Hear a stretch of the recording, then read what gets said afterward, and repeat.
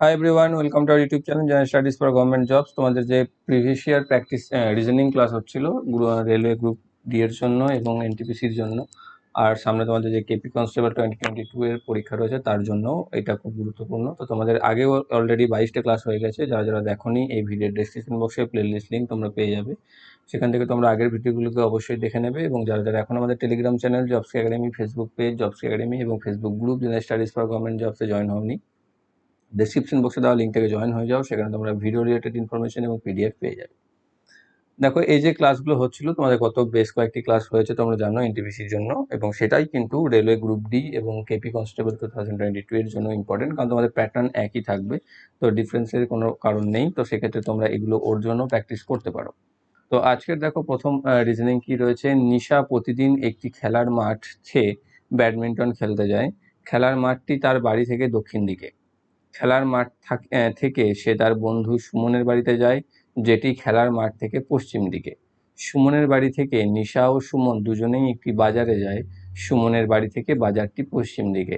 খেলার মাঠ থেকে নিশার বাড়িটি কোন দিকে পড়বে? আলটিমেটলি আমাকে চেয়েছে, দেখো কি, তুমি যদি পুরোটা পড়ি, আমরা পড়ার পরে বুঝতে পারবো যে যা কিছু দেওয়া আছে তার সম্পূর্ণটা আমার লাগবেই না আমার রিজনিংটি করার ক্ষেত্রে। চেয়েছে আমার খেলার মাঠ থেকে নিশার বাড়ি কোন দিকে পড়ছে। তাহলে এখানে নিশা কি করছে, যে মাঠে খেলতে যাচ্ছে সেই মাঠটি তার বাড়ির দক্ষিণ দিকে। তো নিশার বাড়ি যদি এখানে হয়ে থাকে, তাহলে তার দক্ষিণ দিক অর্থাৎ এইদিকে এখানে হচ্ছে মাঠ, খেলার মাঠটা। তাহলে খেলার মাঠটা যদি এখানে হয়ে থাকে, তাহলে খেলার মাঠ থেকে নিশার বাড়িটা কোন দিকে পড়বে? উত্তর দিকে, মানে নর্থ সাইডে পড়ছে। তাহলে অপশন নাম্বার সিতে রয়েছে সঠিক উত্তর, আমার আর কিছু করার প্রয়োজন নেই। নেক্সট রয়েছে P Q R S T W O টিওডাব্লিউ, এই 6জন ছেলেকে তাদের বয়সের নিরিখে তুলনা করা হয়, উল্লেখিত ক্রমে নয়। কোনো দুজন ছেলের বয়স একই নয়। আচ্ছা, শুধু 4জন ছেলে কিউ এর চেয়ে ছোট, পি ও আর এর চেয়ে এস বড়, ডাব্লিউ ও এস এর চেয়ে টি বড়। এদের মধ্যে সবচেয়ে বড় কে? ওকে, তো এখানে কি বলেছে, পি আর আর এর থেকে এস বড় বলেছে, মানে পি আর আর, সরি, এদের দুজনে থেকেই হচ্ছে এস বড়। আবার বলেছে এস আর ডাব্লিউ এদের থেকে হচ্ছে টি বড়।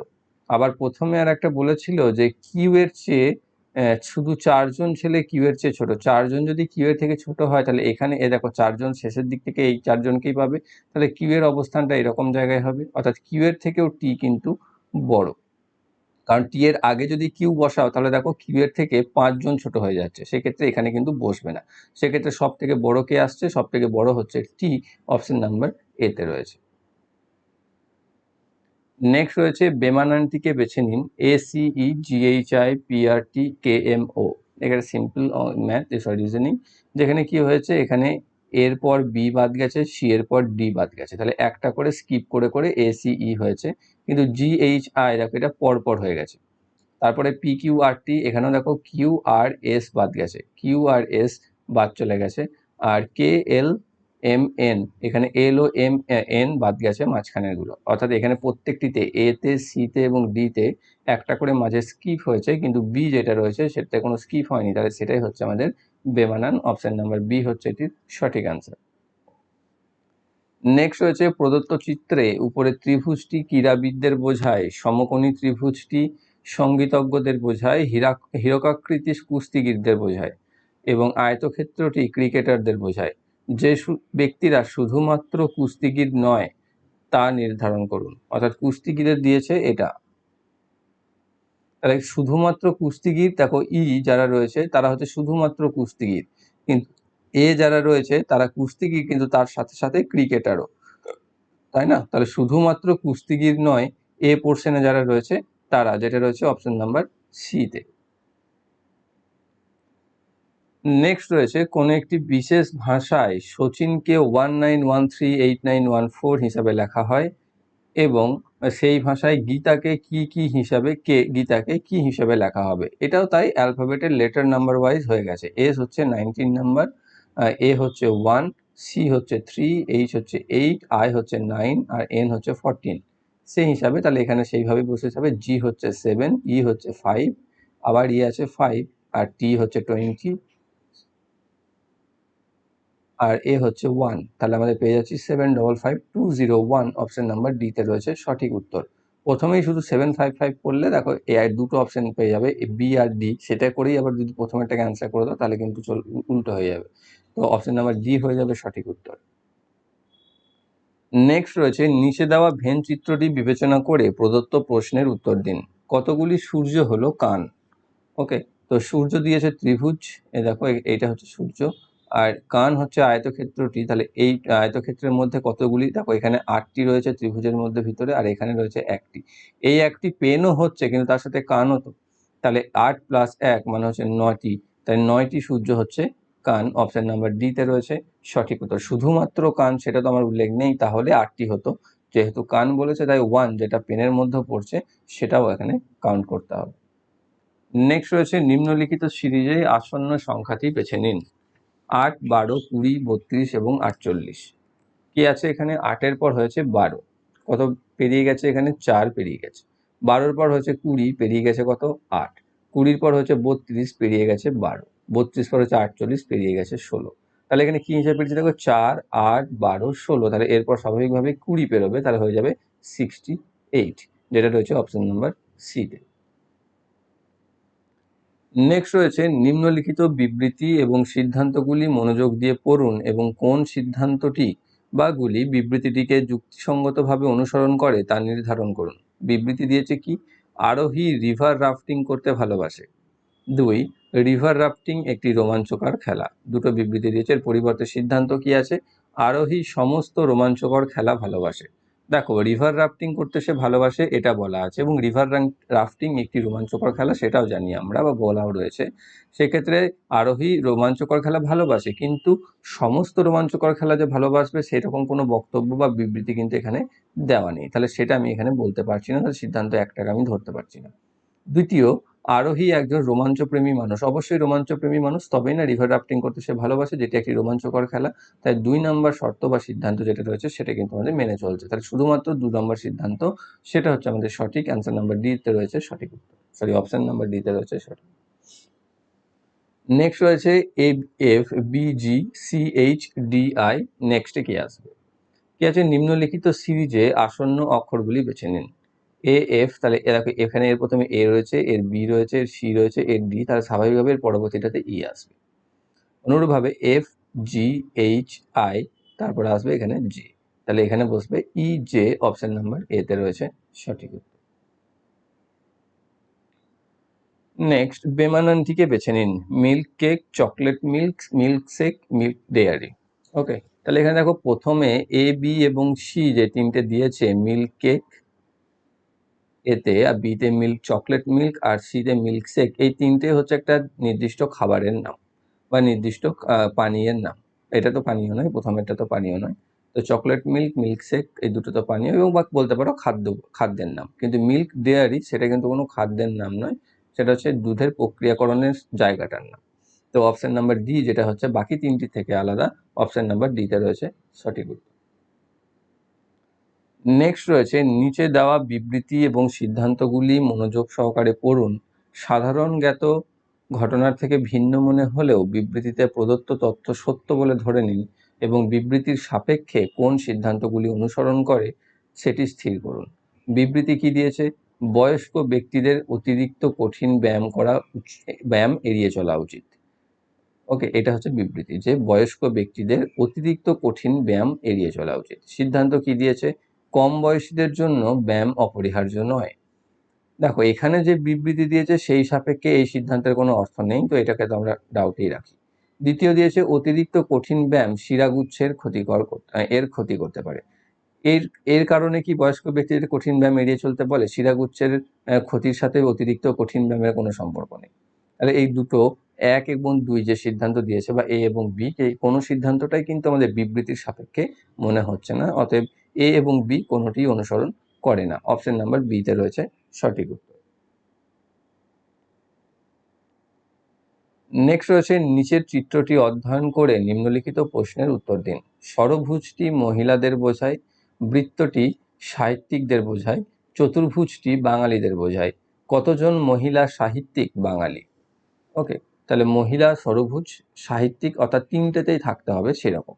তিনটেতেই রয়েছে কতজন, দেখো এখানে যারা স্কোয়ারেও আছে, সার্কেলেও আছে এবং হেক্সাগনেও আছে, যেটা হচ্ছে 15 জন, সেটা হচ্ছে অপশন নাম্বার সিতে। তাহলে 15 জন মহিলা যারা বাঙালি এবং সাহিত্যিক উভয়ই, অপশন নাম্বার সিতে রয়েছে সঠিক উত্তর। নেক্সট রয়েছে কোনো একটি বিশেষ ভাষায় রামকে SBN হিসাবে লেখা হয়, সেই ভাষায় শ্যামকে কিভাবে লেখা হবে? তাহলে কি হচ্ছে, রামকে লেখা হচ্ছে SBN। তাহলে কি হয়েছে দেখো, এটা আর এর পরের লেটার এস হয়ে গেছে, এর পরের লেটার বি হয়ে গেছে, এম এর পরের লেটার এন হয়ে গেছে, অর্থাৎ জাস্ট পরের লেটারে রিপ্লেসড হয়েছে। তাহলে শ্যামও হবে ST হবে, তারপর HI হবে, YZ হবে, AB হবে, MN হবে, TIZBN যেটা রয়েছে অপশন নাম্বার বিতে, সেটা হবে আমাদের সঠিক উত্তর। নেক্সট, দ্বিতীয় শব্দটি যেভাবে প্রথম পদের সাথে সম্পর্কিত, কোন বিকল্পটি সেই একইভাবে তৃতীয় শব্দটির সাথে সম্পর্কিত? বিকল্পটি বেছে নিন। কি আছে, ব্যাংক, ঋণ, আদালত, কি হবে? আইনজীবী, আইন, রায় না মজুরি? দেখো, ব্যাংক কি করে, ব্যাংক ঋণ প্রদান করে, তাই তো।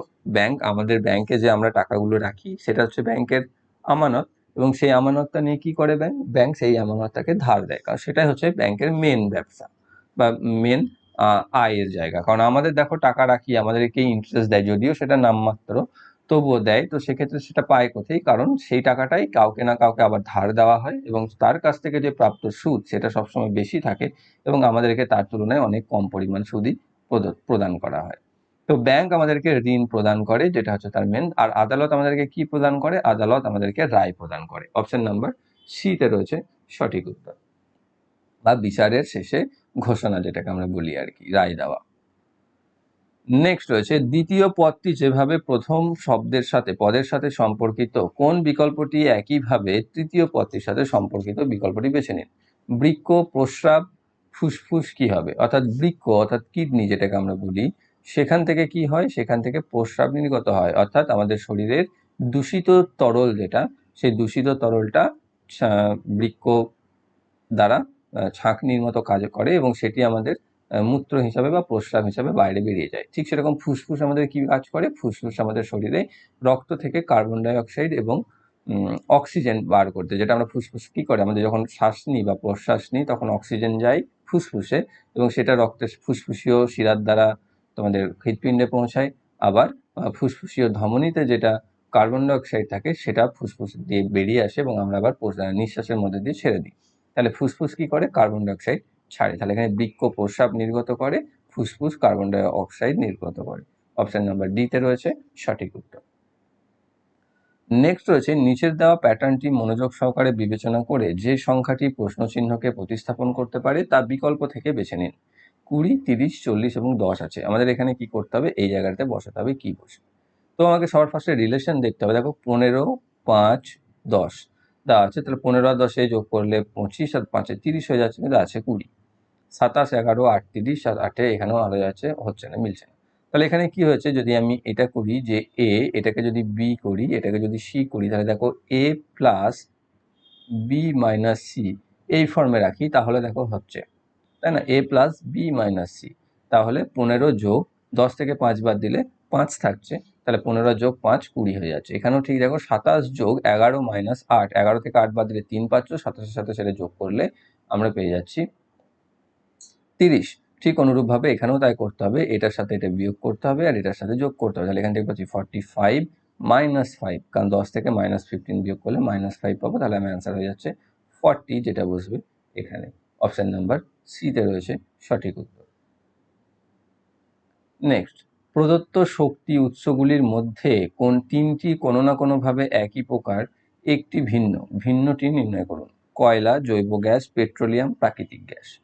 দেখো কয়লা, পেট্রোলিয়াম এবং প্রাকৃতিক গ্যাস যে তিনটে, এইটা, এটা এবং এটা, এই তিনটেই হচ্ছে একই প্রকারের, কারণ তিনটেই আমরা মাটির তলা থেকে বার করে থাকি, বা মাটির গভীরে বা তলাতে, মাটির হোক সমুদ্রের হোক যেখানে হোক, তলাতেই আমরা সাধারণত পেয়ে থাকি বা অনেক দিন দীর্ঘকাল ধরে আসে।